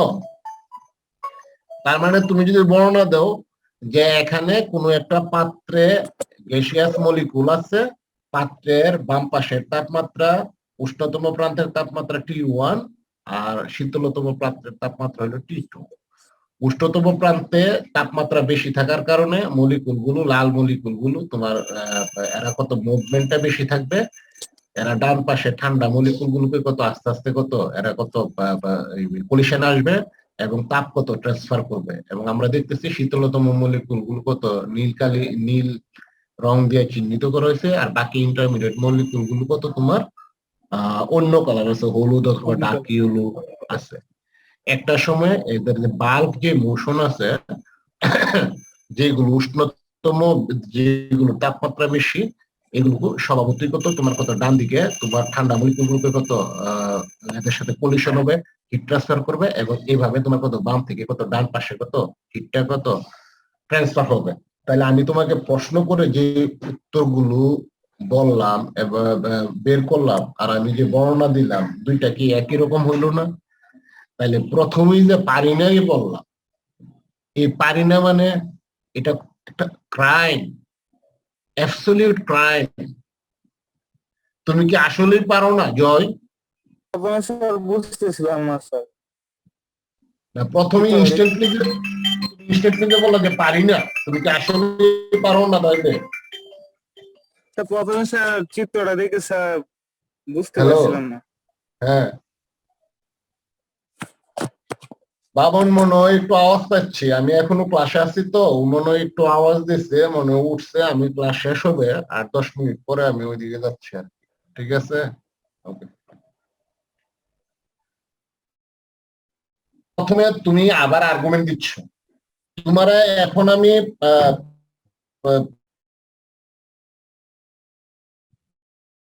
নদী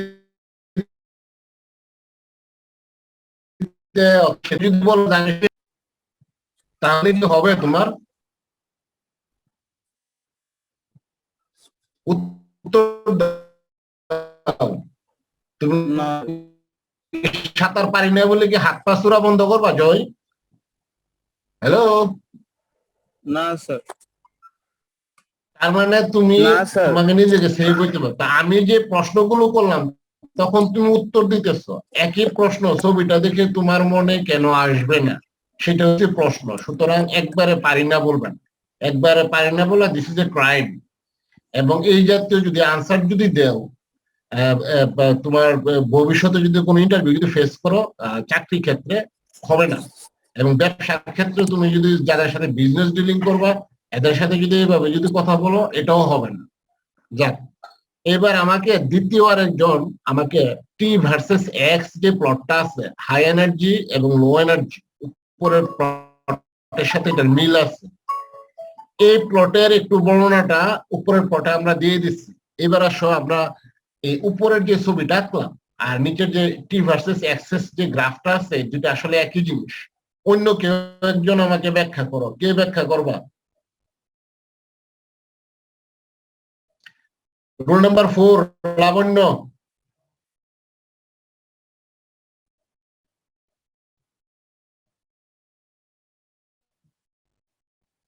লাবণ্য আছেন না ঘুমাইতে চলে গেছেন?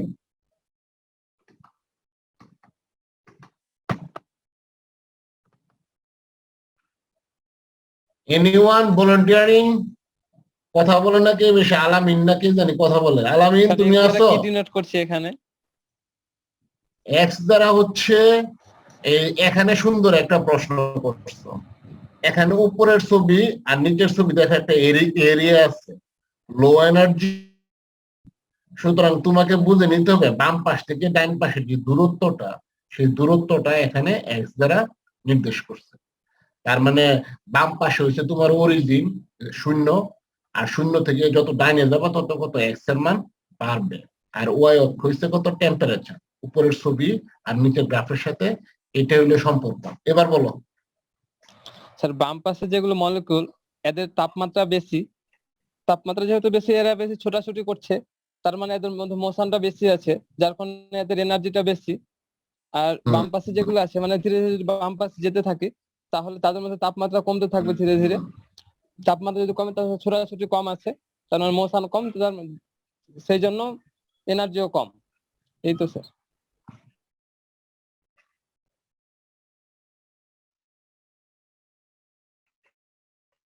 রাইট, এনার্জিও কম। এখানে গ্রাফ থেকে আরেকটা যে জিনিসটা মিস করছো, একটা শব্দ, সেটা হচ্ছে তোমার উষ্ণতম প্রান্ত থেকে যত দূরে যায় তার তাপমাত্রা কত এক্সপোনেনশিয়ালি কত ডিক্রিজ করে। এই এক্সপোনেনশিয়াল কথাটার অর্থ হইলো খুব সহসা তোমার অরিজিনে যদি উচ্চ কোনো ভ্যালু থাকে, যেমন এটা রেডিও অ্যাক্টিভিটির ক্ষেত্রে তোমরা দেখছো, তোমার কত লম্বা একটা সময় পরে পরিবর্তনটা খুবই স্লো হয়। মানে অনেকটা যত বেশি দূরে যাবে তখন পরিবর্তনটা খুবই স্লো হয়, এটাকে বলে এক্সপোনেনশিয়াল ডিকে। আচ্ছা, এখানে যাই হোক এই কথাগুলো বলে ফেলছি, এগুলো তোমরা একটু রিডিং করবা। এই যে কন্ডাকশনের যে একটা উদাহরণ একদম দিয়ে এখানে বলা আছে, এগুলো আমি পড়াবো না, তোমরা কিন্তু রিডিং করবা, ঠিক আছে? এখানে rate of flow heat h/t, h is proportional to time।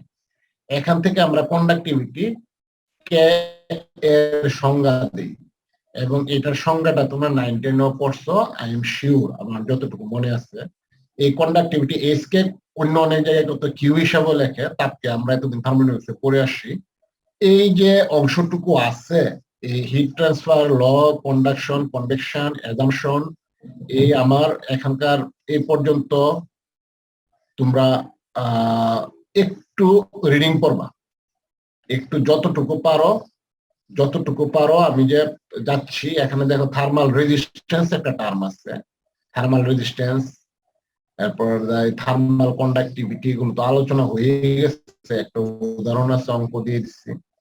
এখানে এই অংশটুকু এই লেকচার 1 পর্যন্ত যা আছে, এটা আমি তোমাদেরকে এখন ইমেল করে দিচ্ছি, এটা একটু রিডিং করবা, তোমরা জাস্ট রিডিং করবা, এর বেশি কিছু না, ঠিক আছে?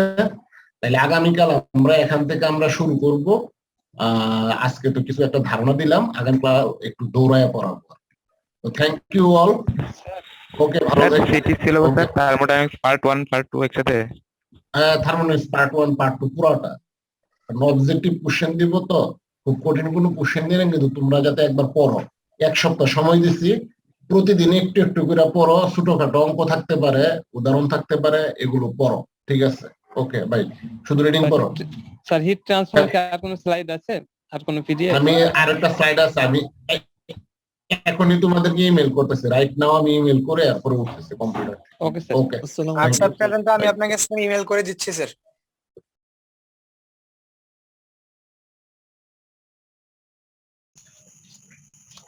আসসালামু আলাইকুম স্যার।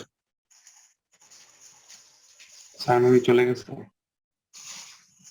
আমাদের নেক্সট কিন্তু সার্ভে ক্লাস আছে, সবাই জয়েন করুন 12টার দিকে।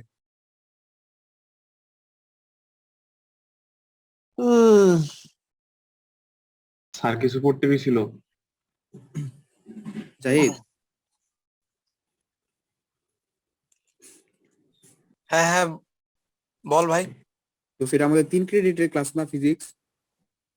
আচ্ছা এগুলো ইনবক্সে কথা বলবো এখন না। এই স্যার আছে ক্লাসে। লিভ নে সবাই, অসুবিধা নেই, স্যার তো বাই বলছে।